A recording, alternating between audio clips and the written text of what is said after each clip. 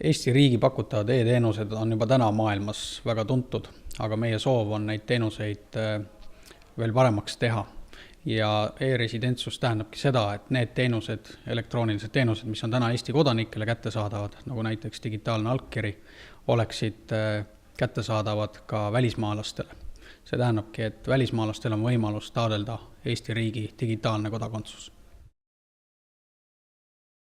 Kaks aspekti. Kõigepealt majanduslik aspekt. Me loodame, et e-residentsus toob Eestisse uusi investoreid, meelitab Eestisse neid inimesi, kes tahaksid siin ettevõtteid asutada, kes tahaksid Eesti e-riigi teenuseid kasutades luua siin näiteks töökohti, tuua uut raha Eesti majandusse.